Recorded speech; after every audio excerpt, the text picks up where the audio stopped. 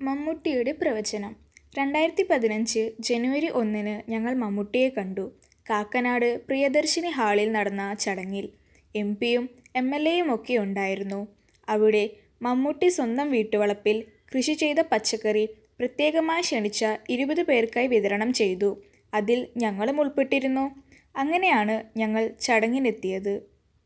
പച്ചക്കറി തന്നിട്ട് അദ്ദേഹം ചോദിച്ചു, "ഇനി എങ്ങോട്ടാണ് യാത്ര?" ഞങ്ങൾ പറഞ്ഞു, "അമേരിക്കയ്ക്ക് പോകണമെന്നുണ്ട്, പക്ഷേ ഫണ്ടില്ല." ഉടൻ മറുപടി വന്നു, "ഫണ്ടൊക്കെ കിട്ടും. നിങ്ങൾ ഉറപ്പായും പോകും." അമേരിക്കയ്ക്ക് പോകുമോ ഇല്ലയോ എന്നുറപ്പില്ലെങ്കിലും ഞങ്ങൾ സന്തോഷത്തോടെയാണ് മടങ്ങിയത്. കാരണം മമ്മൂട്ടിയെയും മോഹൻലാലിനെയും കാണണമെന്നത് മോഹനയുടെ വലിയ ആഗ്രഹമായിരുന്നു. അതിൽ ഒരാളെ കണ്ടു. മോഹൻലാലിനെ കാണാനുള്ള മാർഗം ഇത് എഴുതുമ്പോൾ തെളിഞ്ഞു വരുന്നുണ്ട്. www.thenewsminute.comലെ റിപ്പോർട്ടർ ഹരിത ജോൺ ഒരിക്കൽ കടയിൽ വന്നു. പിന്നെ ഞങ്ങളെക്കുറിച്ച് ഒരു ഫീച്ചർ എഴുതി. ഞങ്ങൾ തീരെ പ്രതീക്ഷിക്കാത്ത കാര്യങ്ങളാണ് ആ ഫീച്ചറിലൂടെ സംഭവിച്ചത്. അമിതാഭ് ബച്ചൻ അത് കണ്ടിട്ട് ട്വീറ്റ് ചെയ്തു. തീർന്നില്ല, അടുത്ത യാത്രയ്ക്കായി 50,000 രൂപ അയച്ചു തരികയും ചെയ്തു. നടൻ അനുപം ഖേറും 50,000 രൂപ തന്നു. കേരളത്തിലെ ഒരു എം.പി 25,000 രൂപയും തന്നു. പിന്നെ പല വ്യക്തികളിൽ നിന്നായി മൊത്തം 1.75 ലക്ഷം രൂപയും. അങ്ങനെ ഞങ്ങളുടെ അമേരിക്കൻ സ്വപ്നം 2015 തന്നെ യാഥാർത്ഥ്യമാകുമെന്നായി. സൊമൻസിലൂടെ തന്നെയായിരുന്നു യാത്ര.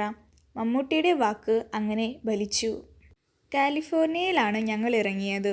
അവിടെ ഒരു കോതമംഗലംകാരിയുടെ ഹോട്ടലിൽ കയറിയായിരുന്നു തുടക്കം. യൂറോപ്യൻ സംസ്കാരം തന്നെയാണ് അമേരിക്കയിലുമെന്നാണ് എൻ്റെ ഒരു വിലയിരുത്തൽ.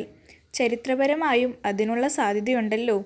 നഗരങ്ങൾക്കു വെളിയിലേക്ക് യാത്ര ചെയ്യുമ്പോൾ അത് നമുക്ക് മനസ്സിലാകും. ഞാൻ അമേരിക്കയിലൂടെ മുണ്ടുടുത്ത് നടന്നു. ഞങ്ങളുടെ സംഘത്തിലെ ചിലർക്ക് അത് ഉൾക്കൊള്ളാനായില്ല.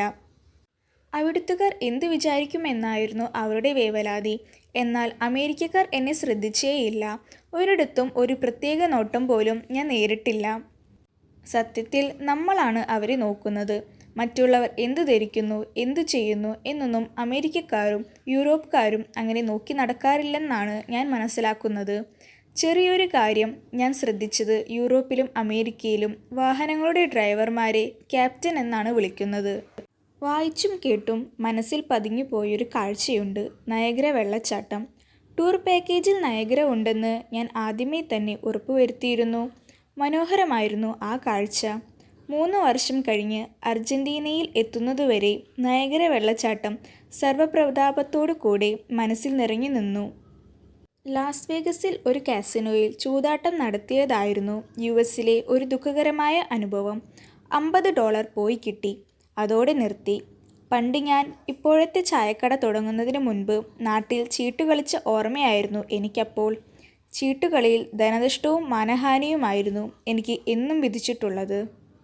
മദ്രാസിലെ സ്റ്റുഡിയോകളുടെ മുൻപിൽ മണിക്കൂറുകൾ നിന്നിട്ടുള്ള ഞാൻ അതേ താൽപര്യത്തോടെയാണ് പതിറ്റാണ്ടുകൾക്ക് ശേഷം ഹോളിവുഡ്, MGM, യൂണിവേഴ്സൽ സ്റ്റുഡിയോകളും കാണാൻ പോയത്. മാൻഹാറ്റനിലെ 102 നിലകളുള്ള എംപയർ സ്റ്റേറ്റ് ബിൽഡിങ്ങിൻ്റെ മുകളിൽ ഞങ്ങൾ കയറി. ലിഫ്റ്റിൽ വെറും 10 മിനിറ്റിൻ്റെ യാത്ര. നമ്മൾ മുകളിലെത്തും. വാഷിംഗ്ടൺ DC-യിൽ കൊറിയൻ യുദ്ധത്തിൻ്റെയും വിയറ്റ്നാം യുദ്ധത്തിൻ്റെയും സ്മാരകങ്ങളുണ്ട്. ഈ യുദ്ധങ്ങളിൽ മരിച്ച അമേരിക്കൻ സൈനികർക്കായാണ് സ്മാരകങ്ങൾ പണിതിരിക്കുന്നത്. സത്യത്തിൽ അമേരിക്ക ആവശ്യമില്ലാതെ ഇടപെട്ട യുദ്ധങ്ങളാണ് ഇതെന്നതും ചരിത്രം. ജോർജ് വാഷിംഗ്ടൺ താമസിച്ചിരുന്ന വീടും കണ്ടു. അമേരിക്കൻ യാത്രയ്ക്ക് ശേഷം എന്നെയും മോഹനയെയും ചേർത്തല നൈപുണ്യ കോളേജിലെ ഒരു ചടങ്ങിലേക്ക് ക്ഷണിച്ചിരുന്നു. എൻ്റെ ജന്മനാട്ടിൽ എനിക്ക് സ്വീകരണം ലഭിക്കുന്നു. എനിക്ക് അതിൽ സന്തോഷമുണ്ടായിരുന്നു. എന്നാൽ ഞാൻ ചേർത്തലക്കാരനാണെന്ന് അവർക്കറിയില്ലായിരുന്നു. ഞാൻ പറഞ്ഞതുമില്ല.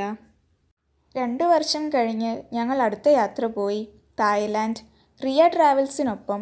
ഇളയ മോളും മരുമോനും ഒപ്പമുണ്ടായിരുന്നു. യാത്ര കഴിഞ്ഞ് മടങ്ങിയെത്തിയപ്പോൾ തിരുവനന്തപുരത്ത് ഒരു എഞ്ചിനീയറിംഗ് കോളേജിൽ ഒരു പരിപാടിക്ക് പോയി. ഞങ്ങൾ പട്ടായയിൽ പോയി എന്ന് പറഞ്ഞപ്പോൾ സദസ്സിലെ ഒരു പയ്യൻ എഴുന്നേറ്റ് നിന്ന് ചോദിച്ചു, "ചേട്ടൻ പട്ടായയിൽ പോയത് എന്തിനായിരുന്നു?" എനിക്ക് അതിൻ്റെ അർത്ഥം മനസ്സിലായി. ഞാൻ പറഞ്ഞു, "അത് നമ്മുടെ കാഴ്ചപ്പാടിൻ്റെ പ്രശ്നമാണ്. പട്ടായയിൽ അതിനു മാത്രമല്ല പോകുന്നത്. ഞാൻ പോയത് സ്ഥലം കാണാനാണ്. ഞാൻ എല്ലായിടത്തും പോകുന്നത് സ്ഥലം കാണാനാണ്. പട്ടായയിൽ പാരാഗ്ലൈഡിംഗ് ഉണ്ട്, പാരാസെയിലിംഗ് ഉണ്ട്, സ്പീഡ് ലോഞ്ച് യാത്രയുണ്ട്, സ്കൂബ ഡൈവിംഗ് ഉണ്ട്. ആളുകൾ കുടുംബവുമായി വന്ന് ഇതെല്ലാം ആസ്വദിക്കുന്നുമുണ്ട്. ഞാനും കുടുംബവുമായാണ് പോയതെന്ന് പറഞ്ഞ് ഞാൻ ആ സംസാരം അവസാനിപ്പിച്ചു. എന്തായാലും പട്ടായയിൽ മസാജിനുള്ള തെരുവുകൾ മാത്രമല്ല ഉള്ളതെന്ന് ആ പയ്യനെ ബോധ്യപ്പെടുത്താൻ കഴിഞ്ഞതിൻ്റെ സന്തോഷത്തോടെയാണ് ഞങ്ങൾ അന്ന് എറണാകുളത്തേക്ക് മടങ്ങിയത്. ഞങ്ങൾ ആദ്യമായി സ്പീഡ് ലോഞ്ചിൽ കയറിയത് പട്ടായയിൽ വെച്ചാണ്. ഒരു ദ്വീപിലേക്കായിരുന്നു യാത്ര. അവിടെയാണ് പാരാഗ്ലൈഡിംഗ് നടത്തിയത്. എന്നോട് കയറരുതെന്ന് എല്ലാവരും ഉപദേശിച്ചിരുന്നു. പക്ഷേ ഞാൻ പറഞ്ഞു എന്തെങ്കിലും സംഭവിച്ചാൽ സംഭവിക്കട്ടെ എന്ന്. എന്തായാലും 10 മിനിറ്റ് പറന്നു. ഞാൻ പറക്കുന്നത് കണ്ടിട്ട് കർത്താവ് കുരിശിൽ കിടക്കുന്നത് പോലെയാണ് താഴെ നിൽക്കുന്നവർക്ക് തോന്നിയത്. ഏതാണ്ട് 2000 അടി ഉയരത്തിലായിരുന്നു പറക്കൽ. പക്ഷേ സ്കൂബ ഡൈവിങ്ങിന് എനിക്ക് അനുമതി ലഭിച്ചില്ല. ഞാൻ ഫിറ്റല്ലെന്ന് പറഞ്ഞു മടക്കി. ഫിറ്റല്ലാത്തതിനാൽ കൈലാസത്തിൽ പോകണമെന്ന എൻ്റെ ആഗ്രഹവും നടക്കില്ലെന്ന് ട്രാവൽസുകാർ പറഞ്ഞിരുന്നു. 2018 യാത്രകൾ നിറഞ്ഞ വർഷമായിരുന്നു. ജനുവരിയിൽ തന്നെ തുടങ്ങി ഒരു ദുബായ് യാത്ര. അരൂഹ ട്രാവൽസ് ഞങ്ങളെ സ്പോൺസർ ചെയ്യുകയായിരുന്നു. ഇത് വലിയ വാർത്തയായി പത്രത്തിലൊക്കെ വന്നിരുന്നു. ദുബായ് ഷോപ്പിംഗ് ഫെസ്റ്റിവൽ നടക്കുന്ന സമയമായിരുന്നു അത്. ഞങ്ങൾ ഡെസേർട്ട് സഫാരിയൊക്കെ നടത്തി. മണൽക്കൂനകളിലൂടെയുള്ള യാത്രയിൽ വണ്ടി മറിയുമോ എന്നൊരു പേടിയോടെയാണ് ഞാനിരുന്നത്. അവിടെ ഒരു മലയാള FM റേഡിയോ പരിപാടിയിലും പങ്കെടുത്തിട്ട് ഞങ്ങൾ നാട്ടിലേക്ക് മടങ്ങി. ഇത് 2ാം തവണയാണ് ഞങ്ങൾ ദുബായിൽ കാലുകുത്തിയത്. 2018 പ്രളയത്തിനു മുൻപാണ് ഞങ്ങൾ ചൈന സന്ദർശിച്ചത്. സോമൻസിൻ്റെ 8 ദിവസത്തെ പാക്കേജ്. മക്കളും പേരക്കിടാങ്ങളും ഒപ്പമുണ്ടായിരുന്നു. എനിക്ക് ഈ യാത്ര ഫ്രീ ആയിരുന്നു സോമൻസിൻ്റെ വക. ഞാൻ വായിച്ച ചരിത്രത്തിൽ ചൈനയ്ക്കും വലിയ സ്ഥാനമുണ്ടായിരുന്നു. വൻമതിൽ, ടിയാനൻമെൻ സ്ക്വയർ, അങ്ങനെ പോകുന്നു അത്.